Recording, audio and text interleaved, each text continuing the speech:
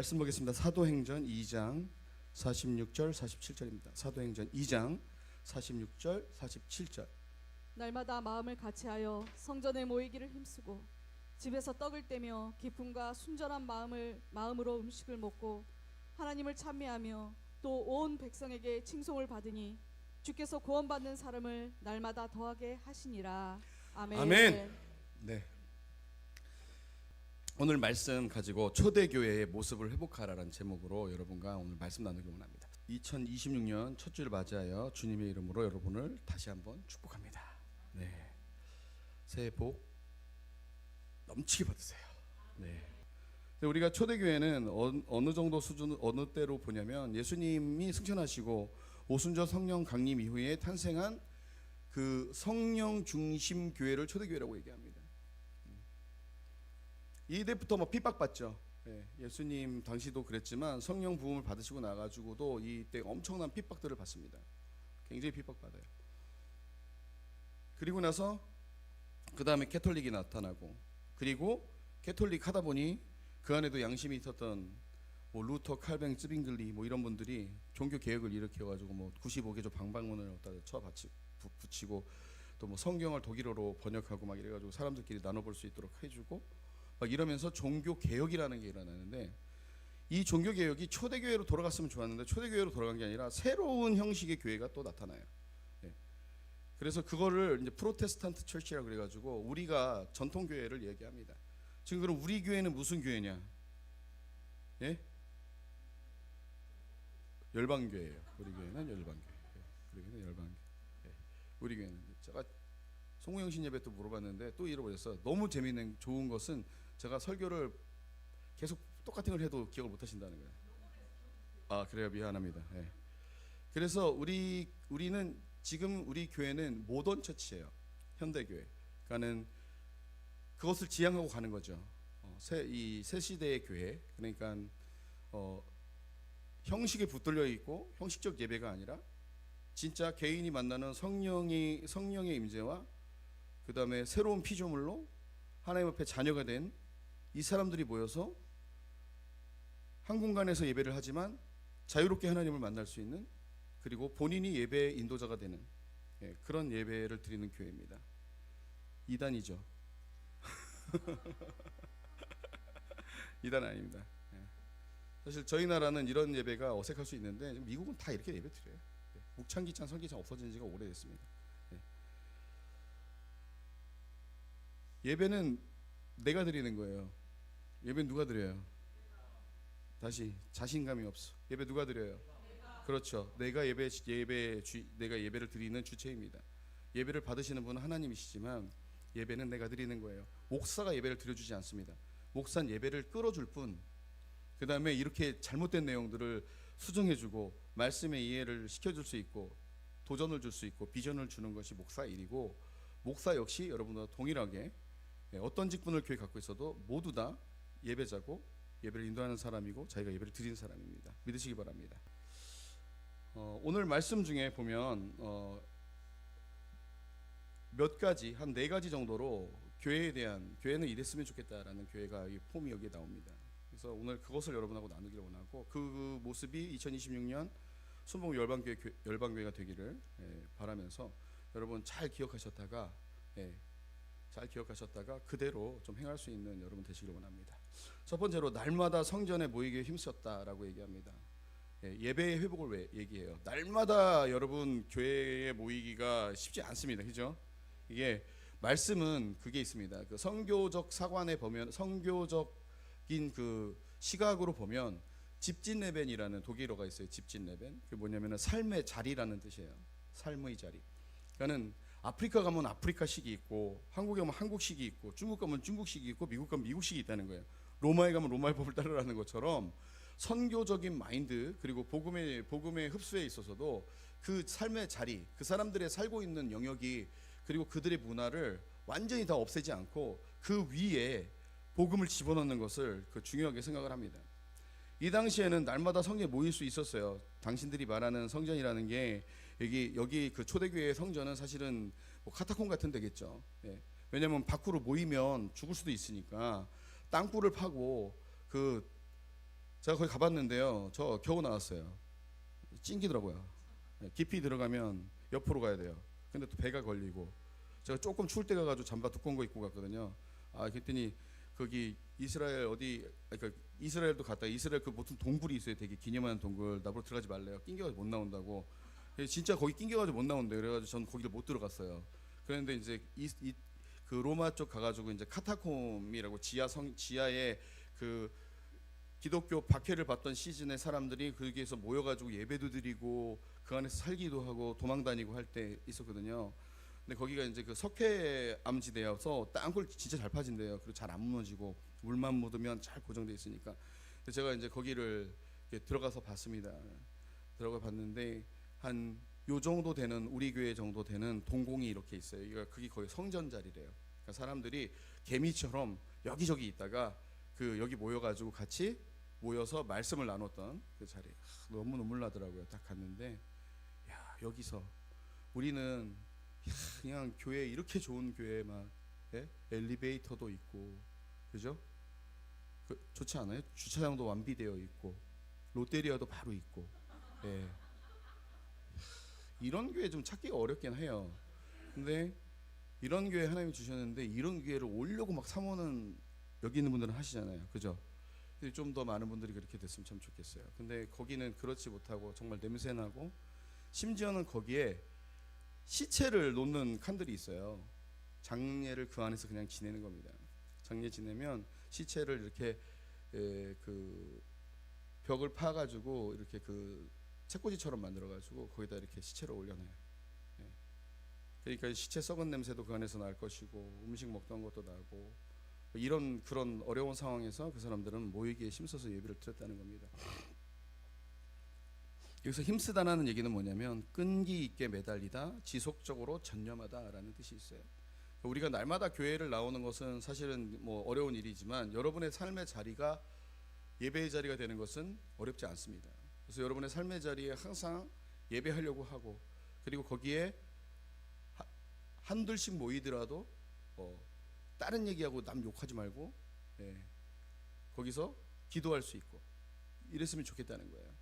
우리가 주로 모이면 뭐 하죠 요즘에? 요즘 모이면은 네?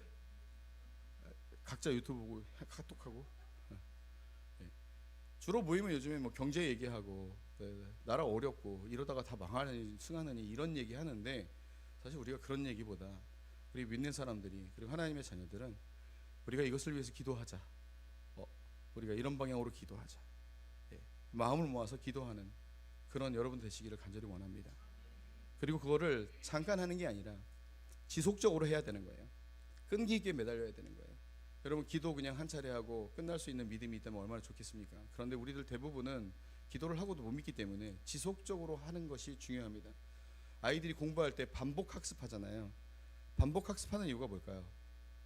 머리에 새겨 넣으려고 머리에 새겨 넣으려고 하는 겁니다. 머리가 돌인 분들이 굉장히 좋습니다. 왜냐하면 한번 새겨지면 안 지워져요. 그래서 내 머리가 돌대가리야 이런 사람들 굉장히 뛰어난 거죠. 왜냐하면 여러분 요즘에 IC칩은 다 돌멩이에요. 모르셨구나. 또 이런 거 설명해 드려야 되나? 저는 집에 가서 혼납니다. 요즘은 돌 굉장히 중요해요. 돌에 새기면 안 지워지니까. 그래서 끈기 있게 매달리고 지속적으로 계속 해야 돼요. 우리가 기도하고 모이고 예배하는 거 이것은 그냥 내 생활이어야 됩니다. 그것이 흩어지면 안 돼요. 그렇게 됐을 때 하나님께서 여러분과 함께 하십니다. 여기 뭐 날마다라는 표현이 있잖아요. 날마다. 그리고 이 날마다가 우리가 마음을 다하였다라는 그런 의미가 거기에 있습니다. 마음을 같이 해서 마음을 같이 해서 한 마음으로 그 다음에 그 일치된 열정으로 꾸준히 마음을 모아서 같이 예배하는 것을 우리가 힘쓰라 끊이짐 없이 해달라는 말씀이 오늘 요 첫 구절이었고요. 여러분들의 삶에 그 말씀대로 시편 42편 1절처럼 초대교회 성도들이 예배하는 것이 목마른 사슴이 시냇물을 찾듯이 갈망했다라는 그것을 이들에게서 볼 수 있거든요. 그럼 여러분의 삶은 어떻습니까? 여러분의 삶이 하나님을 갈망하십니까? 갈망하다. 이 갈망이 뭐예요? 막 갈망, 소망이 가라다는 얘기예요. 가라다고 물 못 마셔가지고 있는 그것처럼 물만 못 마시고 우리 죽잖아요. 근데 이 소망, 내가 바라는 것이 여기 막 진짜 이루어지지 않으면 죽을 것 같아. 그래서 내가 전심으로 해야 돼. 그런 마음을 우린 갈망이라고 하거든요.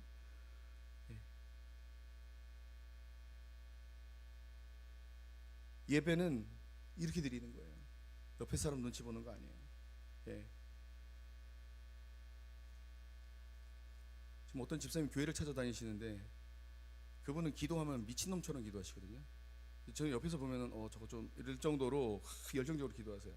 소리 지르시면서 막 벽 보고 막 이렇게 기도하시고. 그분은 그렇게 해서 돌파했어요. 근데 그렇게 기도할 장소가 지금 없어가지고 막 계속 여기저기 교회를 다니고 있대요. 집 근처에서 교회 찾아다니는데 또 금요일날 전화 와가지고 목사님 어떡하죠? 교회를 못 찾겠어요. 네. 열심히 기도하고 찾으세요. 애가 타는 거예요. 기도하고 싶어서, 하나님 만나고 싶어서, 예배하고 싶어서, 하나님 음성 들으려고. 여러분 그런 갈망이 있습니까? 그런 갈망 있는 사람들은 성공해요. 예. 진짜 성공합니다. 예. 그분이 200만 원 없어가지고 2년 전에 200만 원이 없어서 회사가 부도나게 될 상황이었어요. 200만 원 때문에 200만 원 없어서 흑자 부도가 나게 될 상황에 이분이 딱 성령님을 그때 강력하게 그 기도의 자리에서 만난 것 같아요. 그리고 이분이 기도를 막 하기 시작했어요. 그날 저녁부터 기적이 일어나는 거예요. 갈망하면 때문에. 200만 원 없어서 망하는데, 내일은 망하는데 200만 원 때문에 그 밤에 공사 착수금 500만 원을 누가 보낸 거예요. 현금으로. 우연일까요? 저는 우연이라고 생각하지 않습니다. 갈망한 기도가 하나님이 사람을 통해서 일을 하셨다고 믿습니다. 그리고 나서 그분은 작년 상반기에 1년치 목표를 완수해요. 그리고 지금도 계속해서 기도하고 기도의 자리를 찾아다닙니다. 네. 저도 그래서 그분을 위해서 중보해요. 성격은 좀 못됐어요. 근데 못된 만큼 열심히 하나님께 나가요. 저는 성격이 술에 술 탄 듯 물에 물 탄 듯 이런 분들이 전 또 되게 답답하거든요, 사실은. 네. 열정적으로 안 해요. 모든 것을 다 천천히 하십니다. 네. 근데 예배만큼은 전심으로 전심전력으로 해야 돼요. 내가 지금 죽게 생겼는데 물에 빠져가지고 내가 수영도 못하고 위로 올라갔다 내려갔다 하고 있는데 거기 도와줄 수 있어요? 그러고서 예. 거기 지나가시는 분 이러면서 예. 아무도 나를 도와주지 않네. 이러면 죽어야 되는 건가? 이렇게 하고 그냥 죽어버릴 거예요? 그러실 요양인가요? 그렇지 않아요, 여러분. 누군가 목숨이 앞에 있으면 살려달라고 소리쳐요. 성경에도 살려달라고 소리치는 사람들 몇 명 나오잖아요. 키 작으니까 나무에 막 올라가잖아요. 삭개오. 예. 혈루병 앓는 여자요. 사람들이 저주받은 년이라고 막 욕해요. 더러운 년 떠나가 막 이렇게 욕해요. 발로 차고. 근데 그 여자가 어떡하죠? 끝끝내 돌파해요. 그 많은 군중 속에 예수님 옷깃을 잡습니다. 예수님이 깜짝 놀라요. 누구냐? 내 몸에서 능력이 나갔도다. 그리고 그 여자는 치료됩니다. 여러분 그런 거 보면서 와, 예수님 능력이 있으시다. 예수님 우리 예수님은 대단하셔. 이것만 봤잖아요.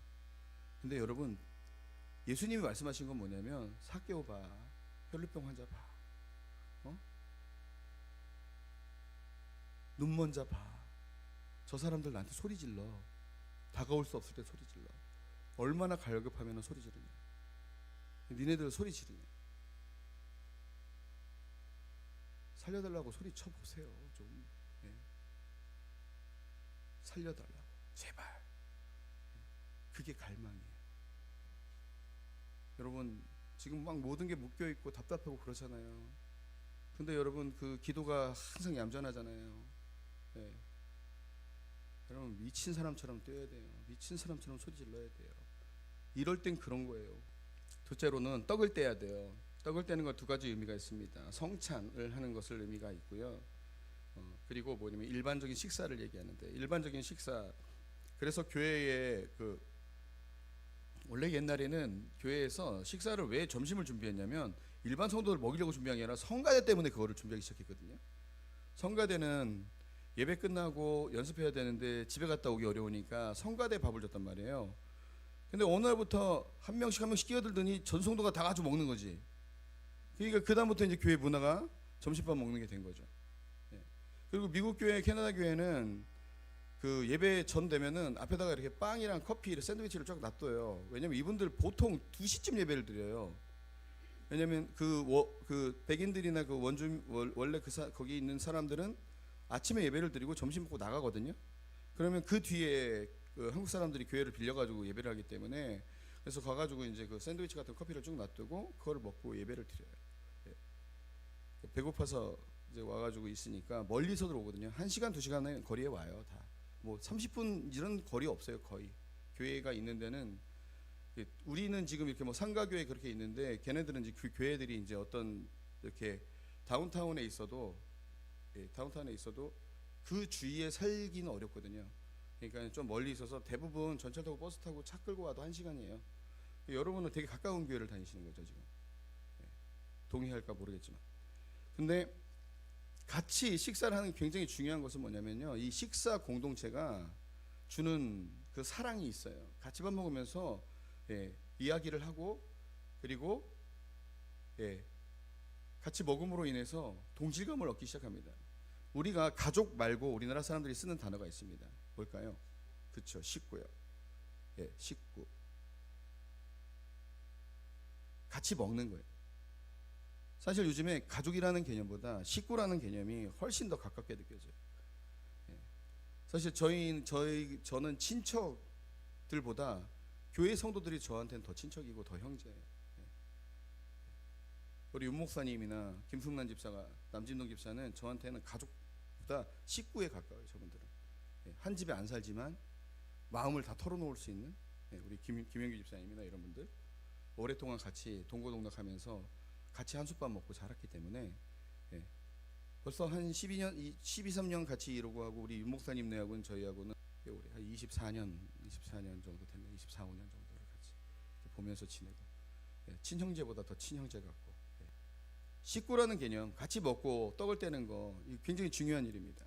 우리 교회는 이 식사 공동체가 아직 잘 이루어지고 있어서 같이 잘 먹고 나누고 있죠. 점심 식사 안 하고 가시는 분들은 안 친해져. 그죠? 보면 안 그렇습니까? 같이 밥 먹으면 금방 친해져. 밥 먹고 가세요. 함께 믿는 사람들이 모여서 물건을 서로 통용하고 재산과 소유를 팔아 각 사람의 필요를 따라 나누어 주며, 사도행전 2장 24절 25절. 이 어려운 시기에 초대교회 성도들은 어려운 자들을 위해서 자기 것을 나눠주는 일들을 했습니다. 같이 먹고, 혹시 없으면 내 거 팔아가지고 주기도 하고, 그 사람들이. 저희 교회는 아예 그런 문화가 있는데 크게 못하는 것이 조금 마음은 아프지만, 정말 중요하고 어려울 때 합심해서 돕는 일들은 저희 교회는 왼손이 하는 것을 오른쪽 발가락이 다 알 수 있도록 이렇게 하고 있습니다. 그러니까 기도하면서 그렇게 함께 돕고 떡을 떼는 가족들로 또 2026년 같이 지냈으면 좋겠습니다. 그러다 보면 하나님을 찬양하고 하나님을 높이는 문화가 저절로 이루어지기 시작합니다. 이스라엘 사람들이 이 초대교회 때 이스라엘 사람들뿐만 아니라 여기 모여있던 사람들은 밥을 먹으면서 말씀을 나누면서 찬양을 합니다.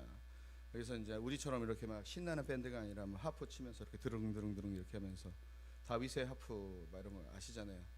그 큐피드 조그만 천사가 들고 다니는 거 있죠.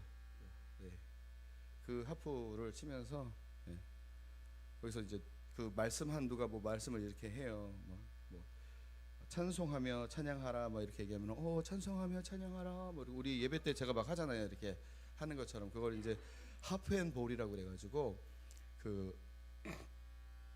찬양과 말씀을 담는 그릇, 뭐 이런 그런 의미를 가지고 있는 말씀이 있는데 거기에 그 찬양이 이런 말씀을 통해서 말씀을 가지고 우리가 말씀이 들어왔을 때 내지는 그 말씀이 이해될 때 그 가사로 그 즉시로 부르는 그런 노래들, 예, 이런 것들을 많이 이렇게 그 당시에는 했습니다.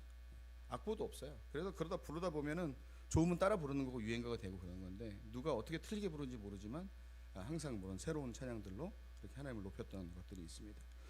그래서 하나님을 찬양하고 같이 모여서 하나님을 높이는 문화가 그 안에 있었습니다.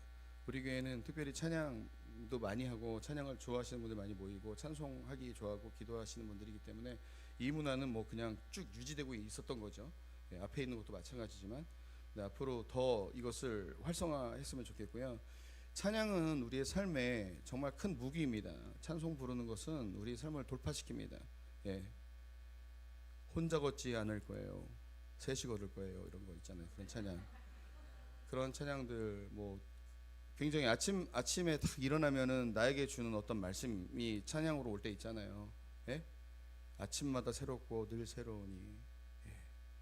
하루 종일 그 찬양 부르고. 예. 그렇죠. 그런 것들이 여러분에게 날마다 주어지는 내마로 오기를 간절히 원합니다. 그래서 그 찬양을 가지고 호흡하듯이 전진해 나가신 여러분 되시길 간절히 원합니다. 우리가 믿음이 생기고 찬송이 나타나고 하나님께 감사하면 그것을 전달할 수밖에 없거든요. 전달할 수밖에 없어요. 저희 김승원 지사님이 새로운 성도들 오면 다큐멘터리 계속 얘기하잖아요. 예, 그래서 다들 지칠 수도 있지만 저분은 받은 은혜가 그만큼 있기 때문에 계속해서 떠드는 거예요. 긍휼한 마음으로 받아주세요. 그리고 사랑하는 마음으로 들어주시고요. 예, 예. 네, 김상희 집사님 그거 하면서 굉장히 행복해합니다. 왜냐면 그 안에 있는 하나님의 사랑을 누구한테 좀 나눠주고 싶은데 정리가 안 되네. 예, 그 남자한테 좋은데 뭐라고 말할 수 없는 그런 분위기인 거죠. 예, 그래서 김상희 집사님 삶을 통해서 나타나는 성령님의 운행하심이 너무나 놀랐기 때문에 제가 지난번에 금요일 끝나고 나면서 차에서 좋게 말했어요. 집사님 요약해 요약해 짧게 전해 짧게. 예, 길게 전하면 약간 사기 느낌이 있어. 그러니까 짧게 전해 이렇게 얘기했습니다. 받으면 전달해야 돼요. 은혜는 전달하는 겁니다. 예, 은혜를 전달해 줘야 누군가 설마 이러면서도 궁금해지거든요.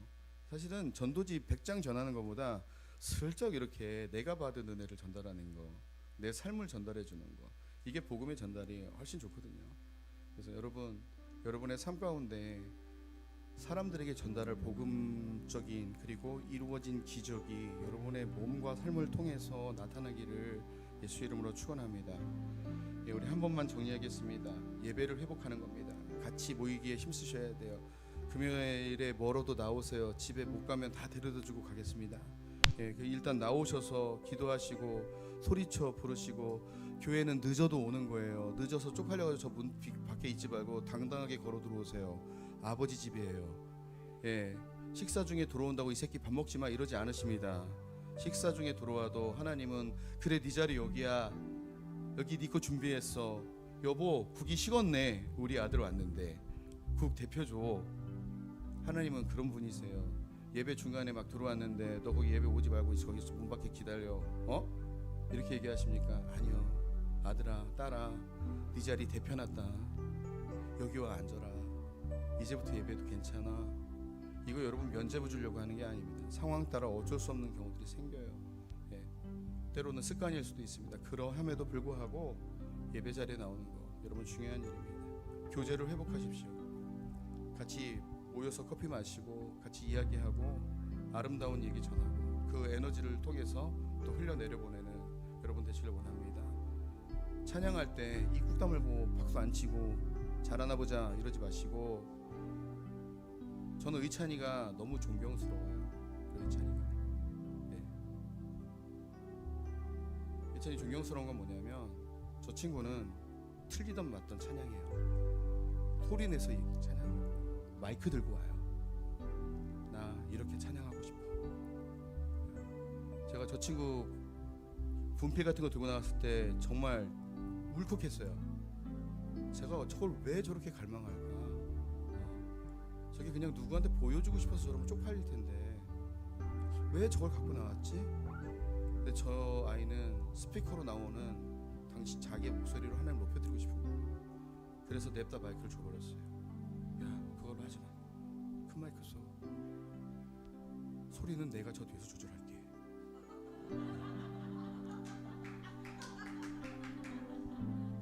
자신 있게 불러. 틀릴 때마다 내가 조정할게. 근데 저럴 수 있으면은 하나님은 진화시켜 주십니다. 전진하게 하십니다. 본받으세요. 가까이에 스승들이 너무 많잖아요. 어리고 어째도 하나님은 그런 사람들 쓰십니다. 목숨 걸고 뛰십시오. 저 뒤에 가서 방방 뛰세요. 서는 거 여기 뭐 가리울까봐 그러면 뒤로 가셔서 서셔도 됩니다. 우리 교회 넓습니다. 아직은. 전도할 수 있도록 여러분의 삶에 모범을 보이십시오. 애따 모르겠다 뭐 이렇게 사지 마시고 나는 하나님의 자녀. 그러므로 나는 표준이어야 해. 몸무게 뭐 이런 건 안 될 수 있지만 삶의 표준은 삶아 주셔야 됩니다. 그렇게 해서 한 해가 열매 맺어지는 2026년 축복된 새해 되시기를 예수 이름으로 축원합니다. 기도하겠습니다. 사랑하는 아버지 하나님, 2026년 새해를 맞아서 주님 앞에 나왔습니다. 한 해 동안 베풀어 주셨던 은혜에 감사드리고 또 새로운 한 해를 주심에 감사드립니다. 오늘 말씀을 통해서 초대교회의 아름다운 모습을 보여주셨고 또 우리 교회가 그러한 교회가 되기를 간절히 원합니다. 예배를 사랑하고 서로 사랑하며 찬양이 넘치고 구원받는 영혼들이 날마다 더해지는 그런 교회가 되게 하여 주시고 하나님 원하시는 일을 도모해 나갈 수 있는 열방교회 되게 하여 주시옵소서. 우리의 연약함을 아시는 주님, 우리의 힘으로 할 수 없을 때 그 고백함을 통해서 성령의 충만함을 요구할 때 하나님 부어주시고 날마다 우리가 동행하여 주시며 은혜를 허락하여 주실 것을 믿습니다. 2026년 한 해 동안 우리 교회가 주님의 영광을 드러내는 교회, 기적이 일어나는 교회, 이 땅의 빛과 소금이 되어서 이 땅을 변화시키는 교회가 되게 하여 주시옵소서. 예수 이름으로 기도드립니다.